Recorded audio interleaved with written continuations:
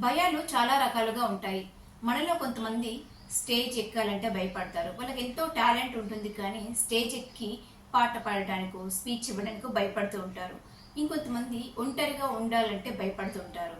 కొంతమంది జనాల్లోకి వెళ్ళాలంటే ఎవరు ఏమనుకుంటారో నేను జనాల్లోకి వెళ్ళాలి అని అంటే అని ఒంటరిగా జనాల్లోకి వెళ్ళడానికి భయపడతారు. ఇంకొంతమంది ఎగ్జామ్స్ అంటే భయపడతారు. ఎగ్జామ్స్ అంటే వణికిపోతూ సిక్ అవుతూ ఉంటారు. ఇంకొంతమంది చీకటి అంటే భయపడతారు. ఇలా చాలా రకాల భయాలకు హోమియోపతిలో మంచి మెడిసిన్స్ అందుబాటులో ఉన్నాయి.